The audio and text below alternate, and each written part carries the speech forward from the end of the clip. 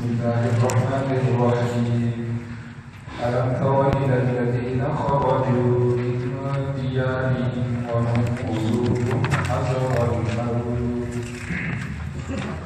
فقال لهم الله موتوا ثم أحياهم إن الله لذو فضل على الناس ولكن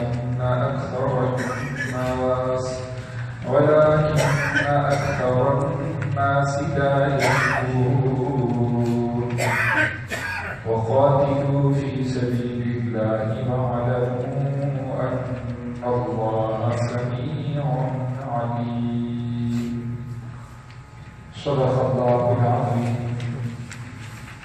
ألم ترى کیا تم نے نہیں دیکھا اِلَى الَّذِينَ ان لوگوں کی طرف خرجوا جو نکلے من دیارہم اپنے گھروں سے وہم الوف اور وہ ہزاروں تھے حذر الموت موت کے ڈر سے فقال لهم پس فرمایا ان کے لیے اللہ نے موتوا تم مر جاؤ ثم پھر احیاهم اللہ نے ان کو زندہ کیا ان اللہ بے شک اللہ لذو فضل البتہ بڑے فضل والا ہے علی الناس لوگوں پر ولکن اکثر الناس لیکن اکثر لوگ لا یشکرون شکر ادا نہیں کرتے وقاتلوا تم قتال کرو تم لڑو فی سبیل اللہ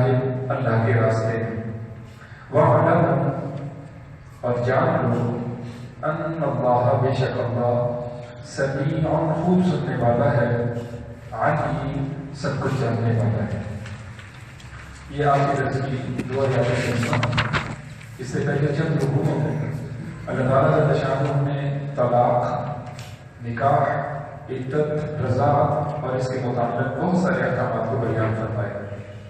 آج کی درس کی آیات کریمہ میں اور اگلی آیات کریمہ میں اللہ تعالیٰ جل شانہ نے قتال بالنفس اور قتال جہاد بالمال کو بیان فرمایا ہے. اس سلسلے کو شروع کرنے سے پہلے اللہ تعالیٰ جل شانہ نے آج کی درس کی پہلی آیت کریمہ میں ایک قوم کے احوال کو بیان فرمایا ہے کہ جنہوں نے موت کے خوف سے اپنے علاقوں کو چھوڑ دیا اور خالی کر دیا. اور اس کا مختصر واقعہ یہ ہے، حضرات مفسرین اکرام فرماتے ہیں کہ حضرت سیدنا خضقیل علیہ السلام کا زمانہ ہے اور حضرت سیدنا خضقیل علیہ السلام موسیٰ علیہ السلام کے بعد تیسرے نبی، ان کی خلافت کے اندر یہ تیسرے نبی. اس زمانے میں طاعون کی بیماری آ گئی ایک روایت کے مطابق.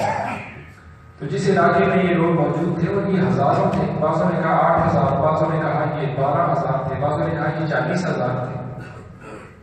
طاعون کی بیماری متعدی بیماری اور حکم یہ آج بھی اور اس زمانے میں اس امت میں بھی کہ تم نے جس علاقے میں طاعون کی وبا پھیل چکی ہے نہ وہاں جانا ہے نہ وہاں سے بھاگنا ہے. نہ جانے سے روکا اس لیے کہ احتیاطاً تم وہاں نہ جاؤ کہ ایک متعدی بیماری ہے اور وہ مصیب مرض ہے تمہیں تکلیف نہ. وہاں سے نہ بھاگو کہ کہیں ایسا نہ ہو کہ تم اس بیماری کا شکار ہو دوسرے علاقے میں چلے جاؤ تو اس سے وہ بھی متاثر ہو. تو منع کیا گیا نہ وہاں تم نے جانا اور نہیں وہاں سے تم نے نکلنا. تو یہ لوگ پریشان ہو گئے، خوفزدہ ہو گئے. انہوں نے کہا کہ ایسا نہ ہو کہ ہمارے علاقوں میں طاعون کی بیماری ہے اس کی وجہ سے ہم مر جائیں. انہوں نے ان علاقوں کو خالی کر دیا اور بیابانوں میں جنگلوں میں ہزاروں لوگ سارے منتقل ہو گئے. تو جب وہاں منتقل ہوئے تو اللہ تعالیٰ جل شانہ نے ان سب پہ موت کو طاری فرما دیا. روایات میں آتا ہے اس زمانے تک یوں ہی وہ پڑے رہے حتیٰ کہ ان کی ہڈیاں گل گئی، جسم کے اوپر سے بوجھ ختم ہو گیا. حضرت سیدنا خضقیل علیہ السلام کا وہاں سے گزر ہوا تو انہوں نے دیکھا ہزاروں لاشیں پڑی. انہوں نے اللہ تعالیٰ جل شانہ کی حضور دعا فرمائی، یا اللہ تو کل قیامت والے دن ان کو زندہ کرے گا، آج ان کو تو اپنی قدرت کاملہ کے ساتھ زندہ فرما دے. تو اللہ تعالیٰ جل شانہ نے ان کی دعا کو قبول فرمایا اور ان سب کو اللہ تعالیٰ جل شانہ نے دوبارہ زندہ فرما دیا. جب وہ زندہ ہوئے اسی دنیا میں انہوں نے موت کو چکھا، دوبارہ زندہ ہو گئے ہزاروں لوگ.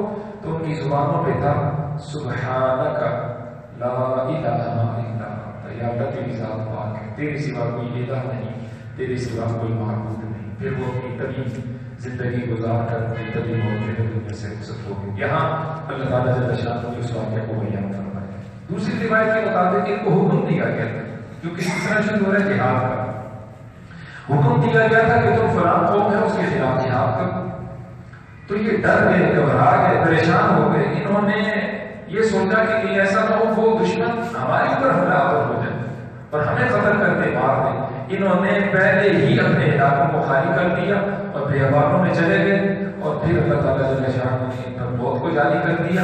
خضر علیہ السلام کا وہاں سے گزر ہوا، ان کی دعا کی برکت سے اللہ نے ان کو دوبارہ زندہ کر دیا. اس میں سبب یہ ہے کوئی آدمی یہ نہ سوچے کہ میں جہاد کتاب فی سبیل اللہ کے لیے نکلوں گا یا میں سفر کروں گا اور فلاں تک جاؤں گا تو اس کی وجہ سے میں مارا جاؤں گا. بھائی یہ سوچ اپنے ذہنوں سے تو نکال دو، کیونکہ حضرت سیدنا خالد بن ولید رضی اللہ تعالیٰ عنہ فرماتے ہیں میں ساری زندگی غزوات میں رہا، جنگوں میں رہا. اسلام لانے سے پہلے بھی جنگوں میں، اسلام لانے کے بعد بھی جنگ، اور خواہش تھی کہ میں شہادت کی موت مر جاؤں. لیکن اللہ کی شان وہ بستر پہ ہو رہے تھے اور فرمانے لگے اللہ بزدل کی آنکھوں کو ٹھنڈا نہ کرے، وہ میری زندگی کو دیکھے. ساری زندگی جنگوں میں گزرنے کے باوجود مجھے موت بستر پہ آ گئی، شہادت کی موت نہیں. بخاری شریف کی روایت ہے حضرت سیدنا طلحہ رضی اللہ تعالیٰ، حضرت سیدنا زبیر رضی اللہ تعالیٰ فرماتے ہیں کہ ساری زندگی میری جنگوں میں گزری اور میرے جسم کا کوئی حصہ خالی نہیں جہاں تلوار تیر نیزے کا زخم موجود نہ، حتیٰ کہ فرمانے لگے اعضائے مستورہ جن کا چھپانا فرض لازم ہے وہ بھی زخموں سے خالی نہیں، نشانات موجود ہیں. لیکن اس کے باوجود مجھے جہاد کی موت، جنگ کی موت نہیں ملی. مجھے جو موت ملی ہے تو وہ بستر کی موت مل رہی ہے. یہ میرا آپ کو یقین ہونا چاہیے. سیدنا امام اعظم ابو حنیفہ رحمۃ اللہ علیہ برکت اللہ کے زمانے میں خلیفہ گزرا ہے، حکمران گزرا ہے، ابو جعفر منصوری. اللہ کی شان اس نے ملک الموت کی زیارت کی خواب میں. تو دل میں خیال پیدا ہوا میں ان سے پوچھ لوں کہ میری عمر کتنی ہے. تو خلیفہ منصور نے ان سے حضرت سیدنا اسرائیل علیہ السلام سے جو موت کا فرشتہ ہے ان سے پوچھا کہ جی میری عمر کتنی ہے. تو ملک الموت نے یوں 5 انگلیوں کے ساتھ اشارہ کر دیا. جب وہ خواب سے بیدار ہوا، گھبرا گیا، پریشان ہو گیا، اس نے علماء سے رابطہ کیا. تعبیر بتانے والے ان سے پوچھا کہ جی میں نے ایسے خواب دیکھی ہے، آپ اس کے بارے میں کیا کہتے ہیں؟ کسی نے کہا کہ لگتا ہے ایسا ہے، اس کی تعبیر یہ ہے کہ آپ کی عمر 5 برس ہے. کسی نے کہا کہ اشارہ ہے کہ 5 مہینے. کسی نے کہا کہ اس طرف اشارہ ہے کہ شاید آپ کی عمر جو ہے وہ صرف 5 ہفتے ہے. کسی نے کہا 5 دن ہے. حضرت امام اعظم ابو حنیفہ رحمۃ اللہ علیہ سے مسئلہ پوچھا گیا، سارا واقعہ بتایا گیا کہ اس سلسلے میں خلیفہ منصور بہت پریشان، آپ کیا فرماتے ہیں؟ حضرت اللہ کے بندو یہ اشارہ ہے سورہ لقمان کی آخری آیت کریمہ کی طرف. ملک الموت نے کہا تم مجھ سے پوچھتے ہو کہ میری عمر کتنی ہے، 5 چیزوں کا علم صرف اللہ کو ہے. ان اللہ عنده علم الساعہ، پہلی چیز قیامت کا علم صرف اللہ کے پاس. وَيُنَزِّلُ الْغَيْثَ، بارش کتنی نازل ہوگی، زمین کی اوپر کتنی چلے گی، اندر کتنی چلی جائے گی، اور پھر اس سے فائدہ ہوگا، نقصان ہوگا، کس جگہ کتنے قطرات آئیں گے، ساری یہ ترتیبات، سارا علم صرف اللہ کے پاس ہے.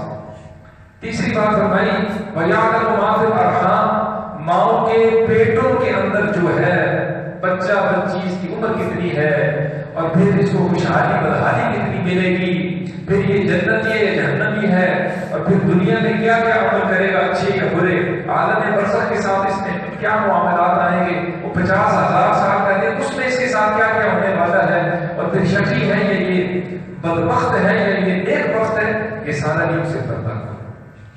وما تدری نفس ماذا تکسب غدا، اور کسی نفس کو یہ معلوم نہیں کل کیا کرے گا. وما تدری نفس بأي أرض تموت. تو 5ویں بات کسی کو یہ نہیں پتا کہ اس نے کتنی زندگی جینا ہے، اس کی زندگی کتنی. تو یہ 5 چیزوں کی طرف اشارہ ہے. ان اللہ علیم خبیر، اللہ ان کو جانتا ہے اور خبر رکھنے والا ہے، اس کے سوا فرشتوں کو بھی اس کا علم نہیں. تو فرمایا یہ 5 چیزوں کی طرف اشارہ ہو، یقیناً ایسی ہی بات ہے. ایک شخص کے بارے میں خلیج میں جو کام کرتا تھا 5ویں 6ٹھی منزل سے گرا. اللہ کی شان ٹھیکیدار مالک موجود تھے، باقی کام کرنے والے بھی موجود تھے. سب گھبرا گئے کہ شاید کی زندگی کی بازی ہار چکا ہے. نیچے کی طرف اوپر سے سب بھاگے کہ اس کو دیکھیں کہ اس کے ساتھ کیا ہوا. اب اللہ کی شان سب نیچے آ گئے تھے، یہ ٹھیک ٹھاک نیچے سے اوپر چڑھ رہا تھا. حیران تھے. اللہ نے اس کو بچا لیا. مالک بھی بڑا خوش ہوا، ٹھیکیدار بھی خوش ہوا. مالک نے جیب سے پیسے نکالے کہ آپ یہ لیجیے، مٹھائی کی دکان پہ جائیے اور مٹھائی لائیے اور سب کو کھلائیے. وہ خوشی خوشی اس نے پیسے وصول کیے، بھاگا مٹھائی کی طرف. مٹھائی اس نے خریدی، خرید کر وہ آ رہا تھا، راستے میں سڑک تھی، اس کو کراس کر رہا تھا، گاڑی نے ٹکر ماری، وہی وہ فوت ہو گئی.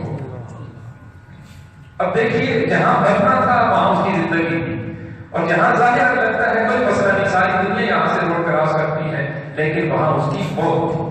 اذا فصل الله بعبد ان يموت بأرض جعل له اليها حاجة.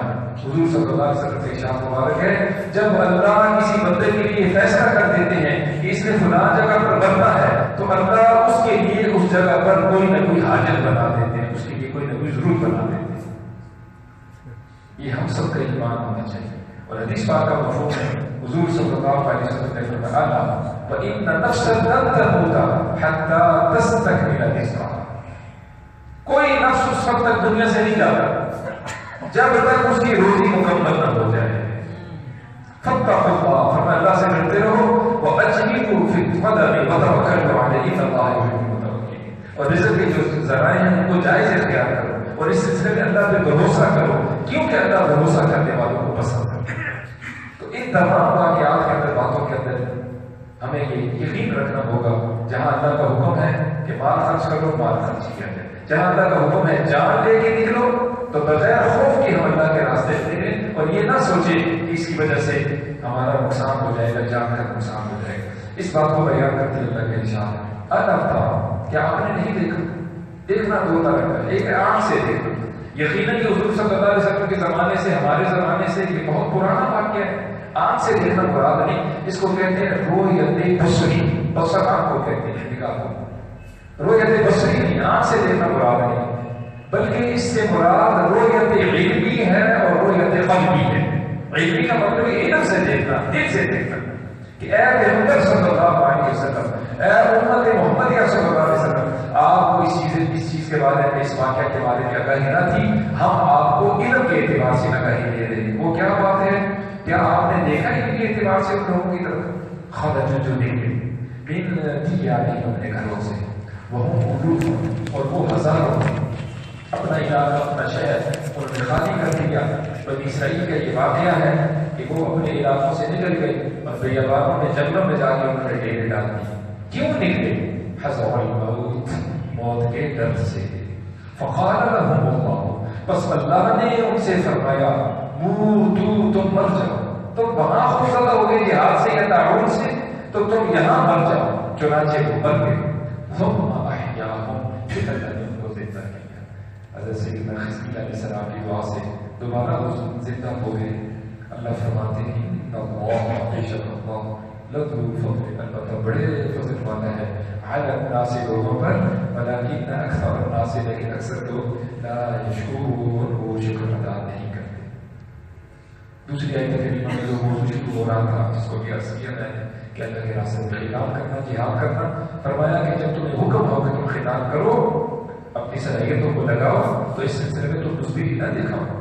حدیث پاک کا مفہوم ہے، حضور صلی اللہ علیہ وسلم نے فرمایا ان البلد مجبلۃ مخبلۃ، اولاد انسان کے لیے باعث کنجوسی بھی ہے اور باعث بزدلی بھی ہے. شیطان انسان کو برخا لاتا ہے، دیکھو جہاد میں نہ جاتا، شہید ہو جاؤ گے، بچے یتیم ہو جائیں گے، اور عورت تمہاری بیوہ ہو جائے گی. دیکھو خرچ نہ کرنا، خرچ کرو گے تو فقیر ہو جاؤ گے، کل مشکل حالات آ سکتے، سنبھال کے رکھو.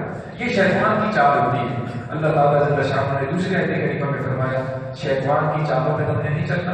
اگر جہاد فرض ہے اور تمہیں حکم دیا کہ نکلو، وقاتلوا، اور تم لڑو، فی سبیل اللہ، اللہ کے راستے میں، واعلموا، اور تم یقین کرو، ان اللہ، بے شک اللہ، سمیع، خوب سننے والا ہے، علیم، سب کو جاننے والا ہے. یہ سلسلہ شروع ہوا جہاد فی سبیل اللہ، قتال فی سبیل اللہ. اور اس سلسلے میں جو اللہ کے راستے میں خرچ کرنے کی فضیلت ہے انشاءاللہ اس فضیلت درس و بیان اللہ سے دعا ہے اللہ نے ساری باتوں میں رکھی. بسم اللہ الرحمن الرحیم. ألم تر إلى الذين خرجوا من ديارهم وهم قلوب حذر الموت فقال لهم الله موتوا ثم أحياهم إن الله لذو فضل على الناس ولكن أكثر الناس لا يشكرون. وقاتلوا في سبيل